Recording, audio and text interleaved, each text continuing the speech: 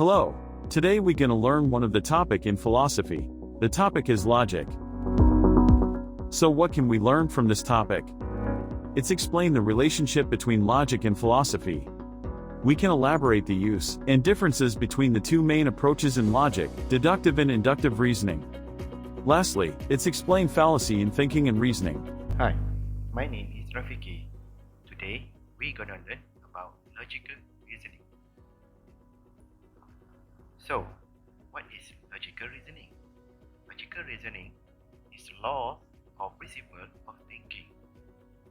So, it's the mental activity that aims to arrive at a conclusion in courageous manner. Logical reasoning also aims to outline true and valid thinking method. There are four types of the logical reasoning method. The first one is inductive reasoning, abducative, and the second one is educative reasoning. The third one is the deductive reasoning, and the lastly is heuristic method. Let's see the deductive reasoning. Deductive reasoning is using general statement or fact in order to come to a specific conclusion. Deductive reasoning also considered valid if the structure of its premises is correct. A valid deductive reasoning is not enough. It must also be a sound argument. A deductive argument is sound if it meets two criteria: be valid and having true premises. Let's look at this example. Premises 1. All humans inhale the oxygen. The second premise, Ahmad is a human. So, we can conclude that Ahmad inhaled the oxygen. Assalamualaikum and hello everybody. I am Amin bin Sahal and today I want to present you about inductive reasoning. What is inductive reasoning? Inductive reasoning means is the act of making generalized conclusion based off of specific scenario. For an example, the specific for the item is Nala is a grey cat and she purrs loudly. Every cat I've met purrs loudly. So I have concluded that all grey cats purr loudly. And also, inductive reasoning can be true and it can be false. It only provides a probability that it might be true. Example, 90% of MSU students cannot speak Spanish. Megat is a MSU student. Megat is most likely not able to speak Spanish. Next, an inductive argument becomes stronger when its premise makes the claim more likely, such as the more support the premise of an inductive argument provides for the claim, the stronger the argument. Such as example, there are 10 fruits in the basket. Ahmad picks up 6 fruits and all of them are rotten. Ahmad claims that all the fruits are most likely rotten. To summarize, inductive reasoning is using specific statements or facts in order to make a general conclusion. It only gives a probability to the truth of a claim, and inductive reasoning is strengthened when it is given more support. I think that's all from me. Hello, today's presentation is based on inductive reasoning. This is a form of logic inference where the most likely conclusion is drawn from a set of observations. It will use of our senses to observe our immediate surroundings, then come up with a possible outcome. Inductive reasoning was formulated in the late 19th century by American philosopher Charles Sanders Peirce. It is very commonly used in forming hypotheses and educated guesses. Examples of inductive reasoning are as follows. If you spot an abandoned cup of hot coffee, you use inductive reasoning to conclude that the owner will return shortly. Another example is if you are in a restaurant. Must have noticed I wasn't enjoying my meal and conclude that's why she offered to get me something else to eat. If you are on a first date and realized your date kept on checking their phone and didn't ask a single question, you can then conclude that they were not interested. These are just a few examples of inductive reasoning being used in our day-to-day life. I hope I have helped in your understanding of this subject and would like to thank you for your time and attention. Good morning, afternoon. Today I would like to discuss the concept of heuristic technique, an approach to problem solve and self-discovery that employs practical method. Right. The first is about heuristic technique. Heuristic technique is an approach to problem solving or self-discovery that employs practical methods. It emphasizes quick and intuitive decision making based on experience and exploration. It's different from deduction or induction, as it does not follow strict rules or systems. Okay. Characteristic of heuristic technique: quick and fast judgment. Heuristic technique allows individuals to make quick judgment when faced with time-sensitive situation or limited information. Example, Jamal immediately made a U-turn after seeing a bad traffic jam ahead. He intuitively decided that avoiding the traffic jam and taking an alternative route is the best course of action. Second is based on past experience. Heuristic technique relies on past experience and knowledge to guide decision making. Example is, Aina orders the same dish every time she goes to any restaurant. She has found it to be enjoyable in the past and prefer not to take unnecessary risks with unfamiliar dish. The third one, exploration and openness. Heuristic technique encourage an exploration mindset and openness to different possibilities. Example, like Siti drinks a cup of coffee when she feels sleepy during revision. While it may not be scientifically proven solution, she has found it to be effective in providing a quick energy boost and improving focus. Right. Next is heuristic technique, lateral thinking. Lateral thinking is a key aspect of heuristic technique, involving the ability to change our approach until we find a solution to the problem at hand. Sometimes we fail to solve a problem because we approach it incorrectly or make incorrect assumptions. Heuristic technique encourages us to think outside the box and consider alternative perspectives.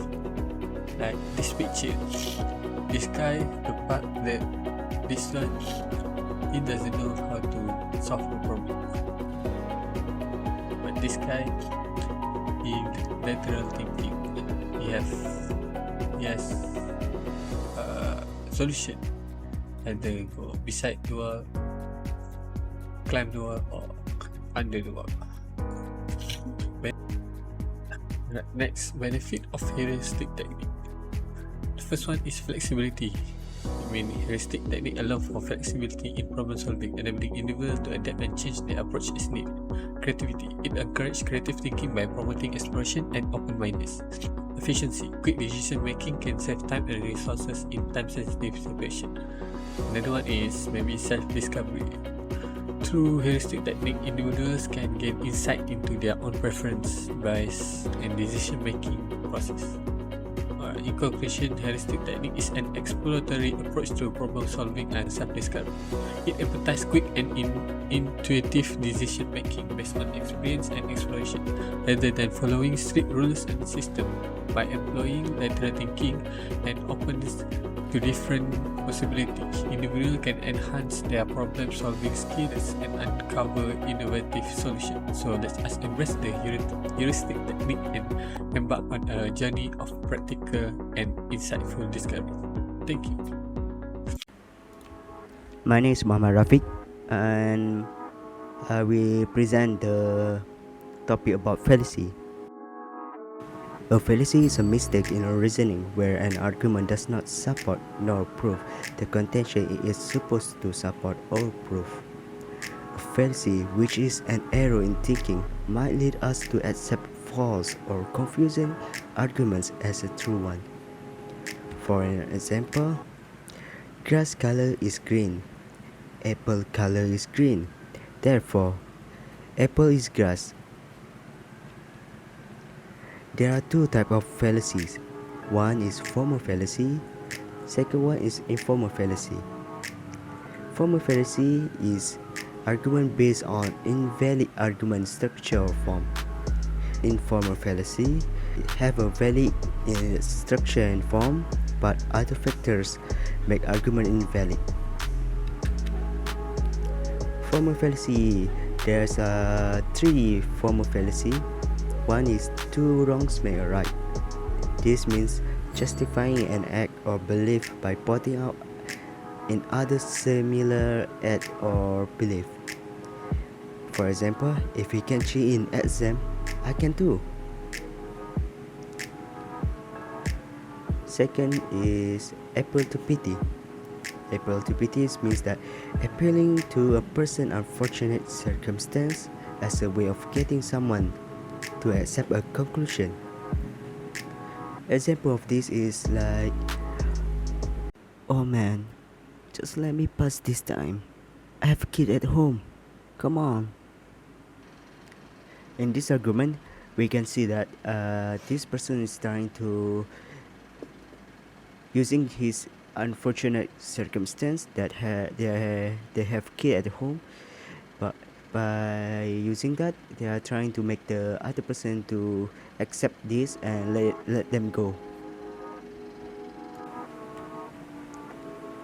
The last form of fallacy is bandwagon argument.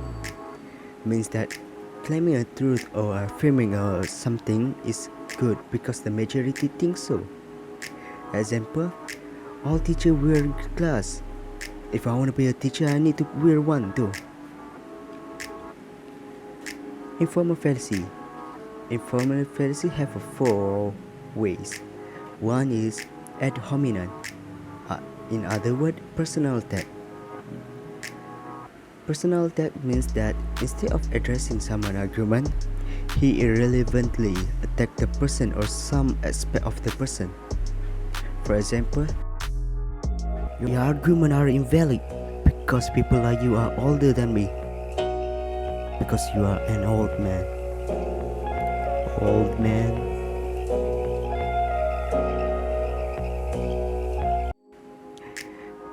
In this talk, the person used the aspect of the age of the other person rather than just addressing the argument that the other person have. The second one is strawman fallacy. Strawman fallacy, in other name, is distorting an argument. When someone takes another person's argument, distort it and then attack the distortion as if that is really the claim the first person is making. For example, people A, bro, what you are doing is against religions. People B, are you saying I'm going to hell? Between the A and B talk, the B person distort the information that they got from the first person argument, and this distortion they then attack with the word of hell, that they're going to hell. This means that they are trying to make that this is what the first person trying to claim, the A person trying to claim. The third informal fallacy is appeal to ignorance. Means that to argue that a conclusion must be true because there is no evidence against it. This means that the person shift away the burden of proof. For example, God does not exist because there is no proof of his existence. This itself is not true because there's a lot of proof why there is a God from Bible and stuff like that. The last one is generalization. This means making a claim based on evidence that is just too small. For example, after meeting a bad Chinese boy, a person says Chinese people are like this. This means in this argument, the person who meet the Chinese boy for the first time think that every Chinese person is the same kind of person like this Chinese boy, this one Chinese boy. So in their thought, they think that the Chinese itself, the Chinese people are people who bad. That's the end of my topic. Thank you for watching our videos.